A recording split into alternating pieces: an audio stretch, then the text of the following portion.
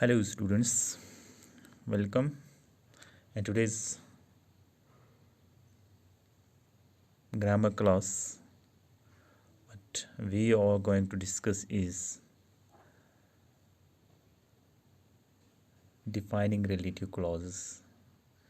We'll be talking about relative clauses as a whole, how they are formed, and other things about the relative clause. So, how shall we define?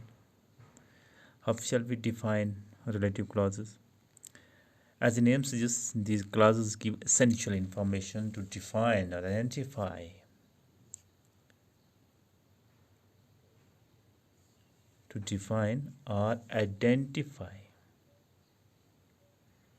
the person or the thing or place, we can say, we are talking about. Obviously, this is only necessary if there is more than one person involved or thing involved. बहुत सारी चीज़ें होती हैं, बहुत सारी जगह भी होती हैं, बहुत सारी चीज़ें भी होती हैं, बहुत सारे पर्सन्स भी होते हैं. जब हम बात कर रहे होते हैं किसी particular person, particular area, particular thing के बारे में, तो तब हमें को उन पर्टिकुलर पर्सन्स को, जगहों को या चीज़ों को आइडेंटिफाई करना होता है. उनको आइडेंटिफाई करने में या डिफाइन करने में हमें जो क्लॉजेस हेल्प करते हैं वो है रिलेटिव क्लॉज. ठीक है, एक एग्जांपल देख लेते हैं. Dogs that like cats are very unusual. Dogs that like cats are very unusual. Rare dogs की बात हो रही है, रेयर डॉग्स की. आपने देखा होगा डॉग्स जो होते हैं, डॉग को जो कैट नज़र आए तो उसका पीछा करता, छोड़ेगा नहीं उसको खाने के चक्कर में. लेकिन ऐसे रेयर डॉग्स होते हैं, अनयूजुअल होते हैं, यूजुअली नहीं होते, अनयूजुअल होते हैं, जो कैट्स को पसंद करते हैं, जो कैट्स को अपना दुश्मन या उनको खाने के लिए शिकार नहीं समझते. In this sentence, we understand that there are many dogs, but it's clear that we are only talking about the ones that like cats. Dogs तो बहुत सारे किस्म के हैं, लेकिन हम जिन डॉग्स की बात कर रहे हैं वो कौन से डॉग्स हैं? वो डॉग्स हैं, वो डॉग्स जो कैट्स को पसंद करते हैं. Commas are not used in defining relative clauses. Defining relative clauses में commas की ज़रूरत नहीं पड़ती. रिलेटिव प्रोनाउंस बड़ी चीज़, जो सबसे अहम चीज़ जो हमें समझनी है, जो रिलेटिव क्लॉजेस बनाने में सबसे अहम चीज़ जो हेल्प करती है हमें, that's relative pronouns. The following relative pronouns are used in defining relative clauses. Relative clauses बनाने में हमारे पास रिलेटिव प्रोनाउंस होते हैं जिनकी हेल्प से हम रिलेटिव क्लॉजेस बनाते हैं. ये रिलेटिव प्रोनाउंस क्या हैं? कौन से रिलेटिव प्रोनाउंस हैं?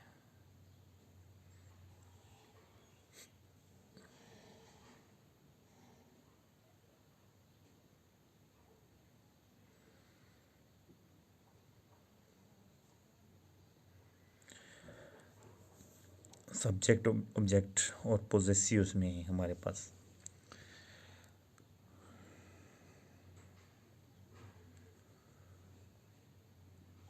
और टेबल हमारे सामने है. हम पहले देखेंगे पर्सन्स और थिंग्स के दो अलग अलग सेक्शंस हैं हमारे, दो कॉलम्स हैं. पर्सन, थिंग, प्लेस, टाइम और रीज़न. हर एक चीज़ के लिए हमारे पास एक सेट बनी हुई है. और दूसरी कैटेगरी में हमने इसको कॉलम वाइज देखना है. कॉलम वाइज क्या है? ये सब्जेक्ट, ऑब्जेक्ट और पोजेसिव तीन कैटेगरीज में आते हैं. पहले हम सब्जेक्ट वाले देख लेते हैं. सब्जेक्ट में हमारे पास आता है पर्सन में, जैसे आता है who, that. Boy, the boy who is walking on the road is my student. The boy the boy, particular लड़के की बात, the boy who is walking on the, सब बॉयज़ नहीं, वो जो रोड पे चल रहा है। The boy who is walking on the road, ये पर्सन के लिए इस्तेमाल हो गया।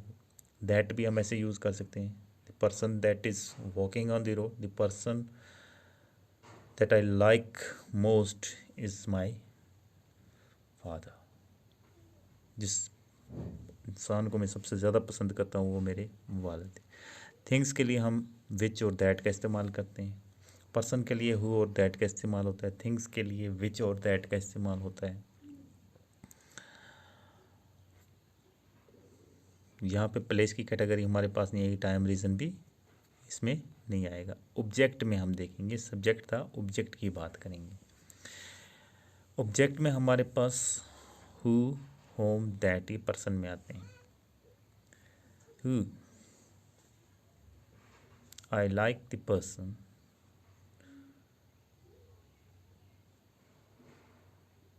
who is walking on the road, या the person who is walking on the road is a doctor,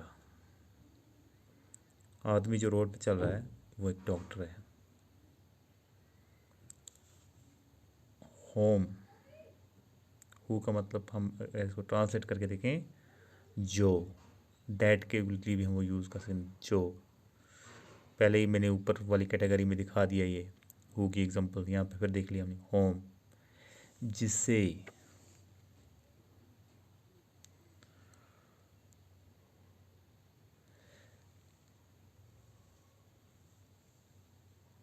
the person whom I love the most is my brother. The person whom I love the most is my brother. Example देके समझा रहा हूँ। आदमी जिसे मैं सबसे ज़्यादा चाहता हूँ, पसंद करता हूँ, जिसे मैं सबसे ज़्यादा पसंद करता हूँ वो मेरा भाई है, जिसे मैं सबसे ज़्यादा, होम आई लव। यह एक और एग्जाम्पल देंगे।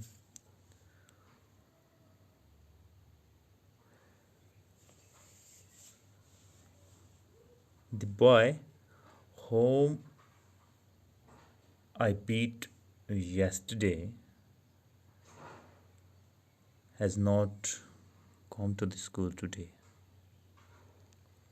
लड़का जिसे मैंने कल मारा, या जिसकी मैंने कल पिटाई की, जिसे मैंने कल मारा, वो आज स्कूल नहीं आया है। दैट की फिर से हम हु, जहाँ पे हु का इस्तेमाल होगा अल्टरनेटली दैट का इस्तेमाल भी वैसे होगा। अब थिंग के लिए विच और दैट का इस्तेमाल होता है, ये मैंने पहले भी डिस्कस कर दिया।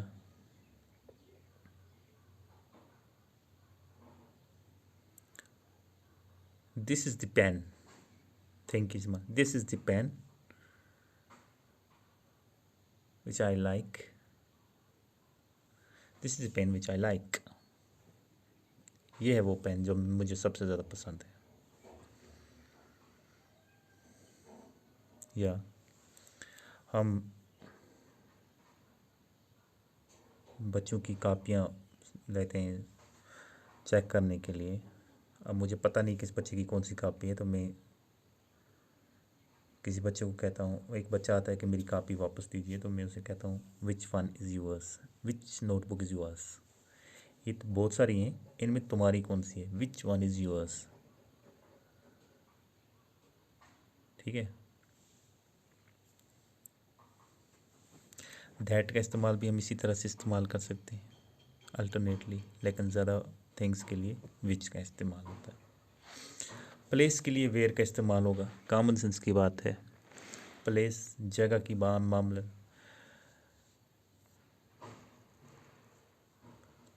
Gulmarg is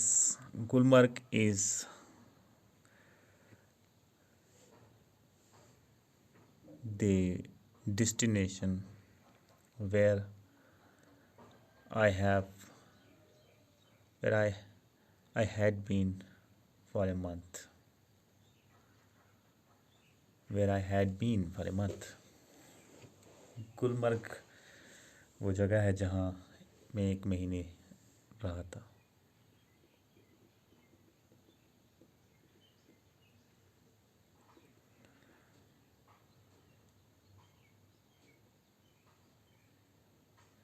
Tangdar is the place where you can get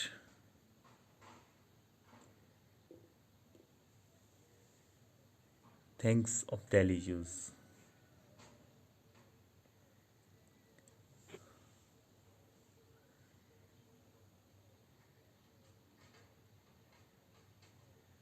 ठीक है, टंगडार वो जगह है जहाँ पे आप डेली यूज़ की चीज़ें ले सकते हो। वेयर, एक और एग्जांपल देख लेंगे। Where is your village, where कहाँ, जहाँ, कहाँ और जहाँ। ठीक है,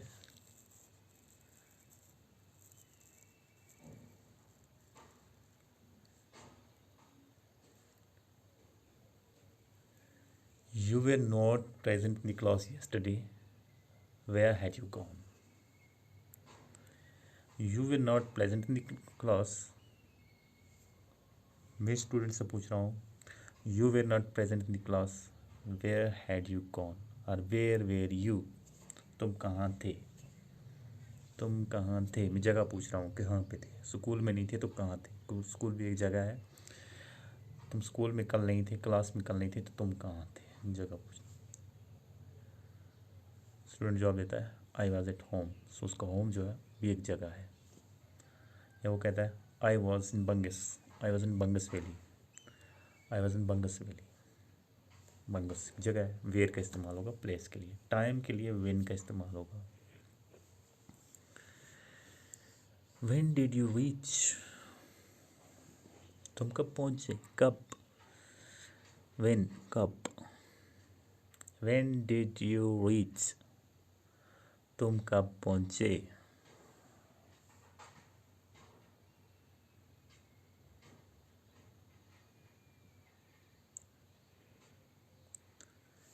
एग्जाम्पल्स को, इनको इनके मीनिंग्स और एग्जाम्पल्स के साथ समझना इसलिए ज़रूरी है कि जब हम रिलेटिव क्लॉजेस बनाएंगे तो हमें रिलेटिव क्लॉजेस को समझने में मुश्किल नहीं आएगी। वाई रीज़न के लिए पूछा था, why why why were you absent, why were you absent yesterday, तुम क्यों कल एबसेंट थे, Y.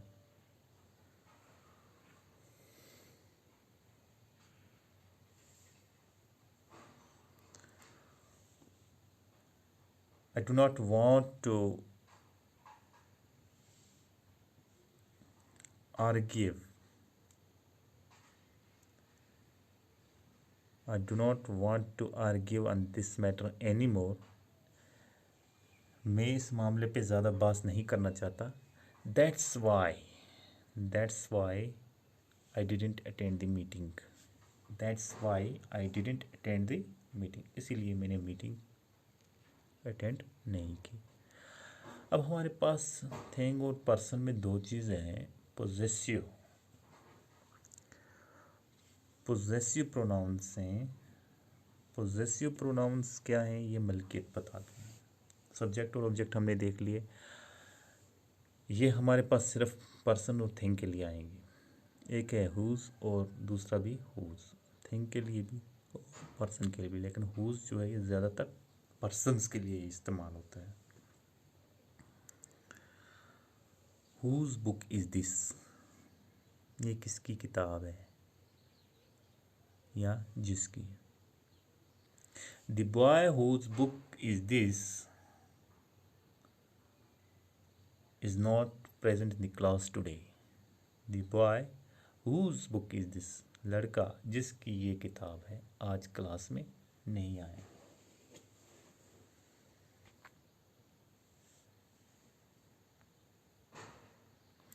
Relative pronoun stands in place of a noun, relative pronoun एक नाउन की जगह पे कब इस्तेमाल होता है। This noun usually appears earlier in the sentence.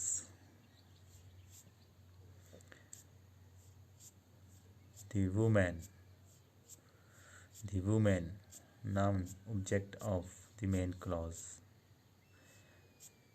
The woman who, पहला कॉलम देख लीजिए जो बोल्ड में लिखा हुआ है, the woman पहली रो को देखेंगे हम, पहली रो में देखेंगे, पहली रो को देखेंगे बोल्ड में, फिर नीचे हम देखेंगे इसको कैसे समझाया गया है। पहले हम देखेंगे कि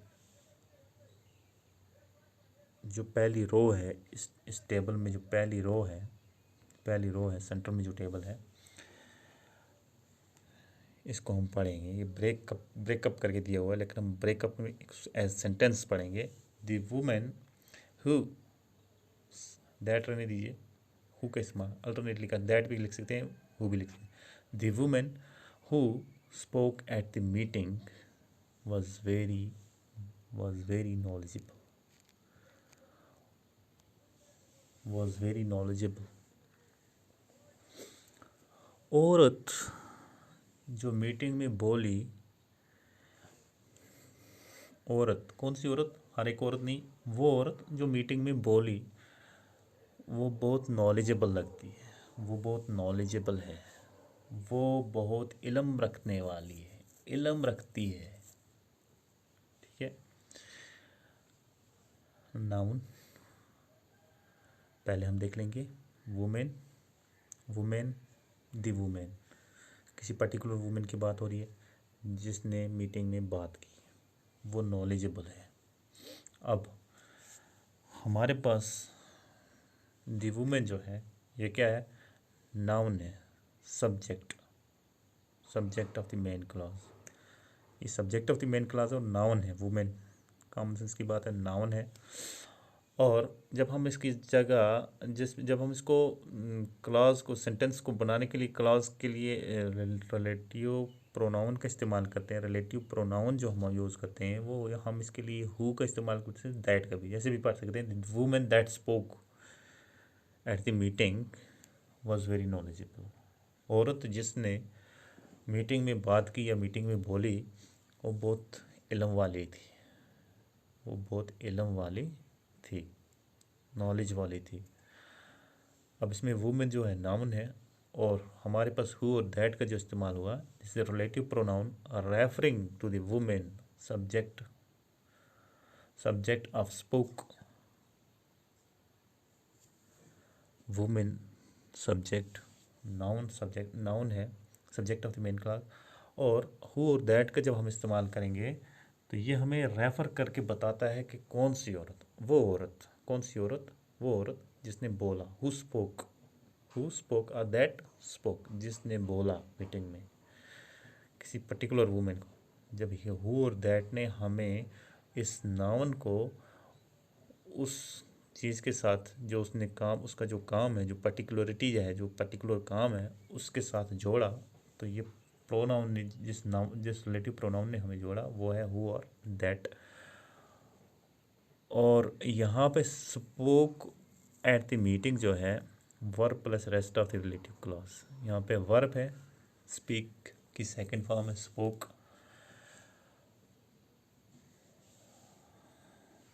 spoke at the meeting, simple, spoke at the meeting was very knowledgeable।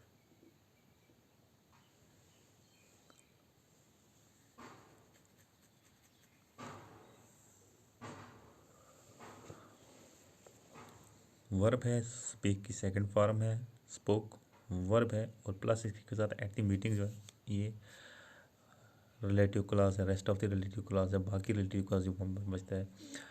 Was very knowledgeable, verb plus और rest of the main clause. यहाँ पे भी वर्ब का इस्तेमाल है, वॉज हेल्पिंग वर्ब है और बाकी क्लॉज। आगे बढ़े। Who, home and which can be replaced by that, which is very common in spoken English. हम हु, होम और विच की जगह दैट का इस्तेमाल कर सकते हैं और ज़्यादातर ये नहीं होता, लेकिन अगर ज़्यादातर ये होता है कि जब हु, होम और विच की जगह दैट का इस्तेमाल हो तो ये इस्तेमाल जो है ये होता है स्पोकन इंग्लिश में। रिटन में कम होता है, स्पोकन इंग्लिश में ज़्यादा होता है। The relative pronoun can be omitted when it is the subject of the clause. Relative pronoun can be omitted when it is object of the clause. अगर ये ऑब्जेक्ट ऑफ द क्लास हो तो ये omit कर दिया जाता है, ख़त्म कर दिया जाता है। The woman that the man loved was living in New York. The woman that the man loved, औरत जिसे चाहता था, जिसे चाहता था आदमी, वो आदमी कोई पर्टिकुलर आदमी है, वॉज लिविंग इन न्यूयॉर्क। यहाँ हमारे पास दो पर्सन्स की बात आ गई।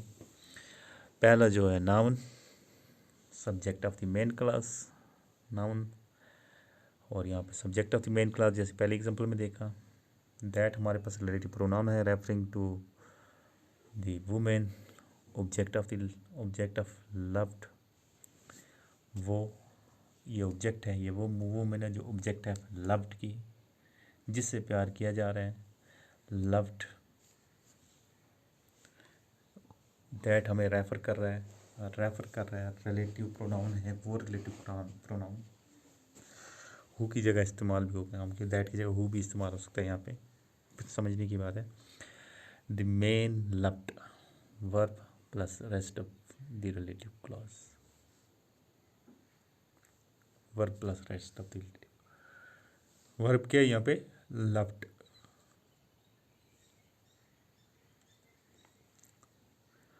लव वर्ब की पहली फॉर्म और लव्ड सेकंड और third form. was living in New York, verb plus rest of the main clause.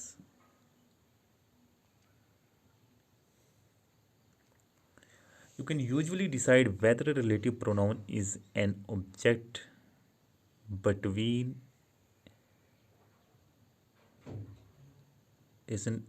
because it is normally followed by another subject. Whose is a possessive pronoun. आगे बढ़ते हैं हम, ये example complete है जो हमने देख ली टेबल में। Whose is a possessive pronoun used to refer the ownership. Whose pen is this, मैंने पहले बताया किसका है ये पेन। Ownership बताता है, मलकियत बताता है। Whose is used for things as well as for people. Whose जो है ये चीज़ों के लिए भी इस्तेमाल होता है और लोगों के लिए भी। The man whose car was stolen. आदमी जिसकी कार चोरी हो गई। दूसरी एग्जाम्पल देखेंगे। A tree whose leaves have fallen. दरख्त जिसके पत्ते, थिंग्स के लिए। दरख्त क्या है? थिंग है। मैन क्या है? पर्सन है। पर्सन के लिए भी इस्तेमाल होता है और थिंग्स के लिए भी। लेकिन हुज जो है ये हमें बताता है मिल्कियत, ownership. Whom is very formal and is only used in written English. You can use who, that or omit the pronoun completely. Home बड़ा फॉर्मल है, रेयरली रिटन इंग्लिश में यूज़ होता है। हम रिप्लेस भी कर सकते हैं इसको हु और दैट की जगह, इसके दैट और हु यूज़ कर सकते हैं इसकी जगह, और इसको हम एमिट भी कर सकते हैं। The doctor whom I was hoping to see was not on duty. Doctor जिससे मैं मिलना चाहता था वो ड्यूटी पे नहीं था। Doctor who I was hoping to meet, that I was hoping to meet. Whom की जगह हु भी इस्तेमाल कर सकते हैं, दैट भी इस्तेमाल कर सकते हैं। अगर तीनों को उठा दे तो भी चलेगा। The doctor I was hoping to see was not on duty.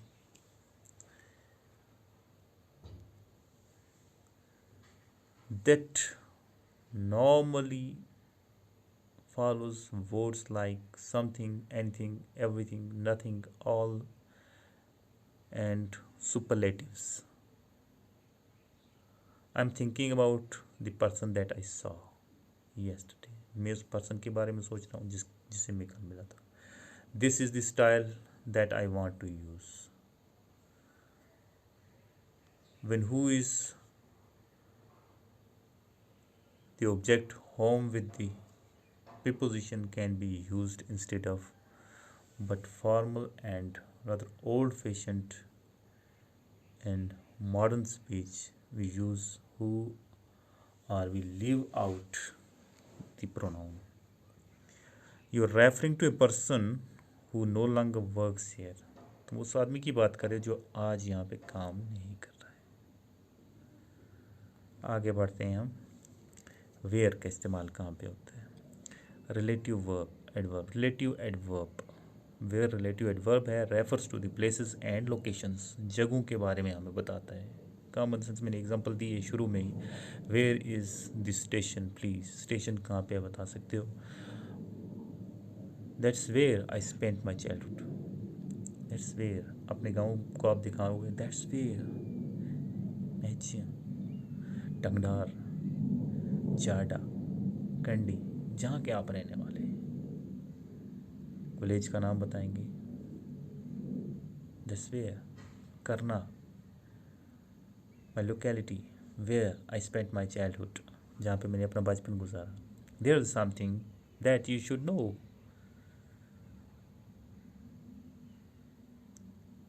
There is something that you should know. That you should know. It was the best film that I have ever seen. A clown is someone who makes you laugh. An elephant is an animal that lives in hot countries. चीज़ों के बारे में, things के बारे में examples आ रही हैं हमारे पास.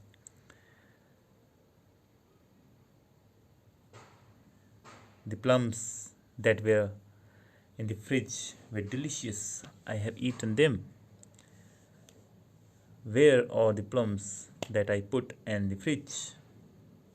Has anyone seen the book I was reading? That I was reading. Things की बात आ गई. Nothing that anyone does can replace my lost bag. Things की बात है. Let's go to a country where the sun always shines. चलो हम उस मुल्क में चलते हैं जहाँ पे सूरज हमेशा चमकता है. Where, जगह की बात आ गई. They live in the house whose roof is full of holes. So students, this is much about the relative clauses, how relative clauses are formed. You can see how relative clauses are formed.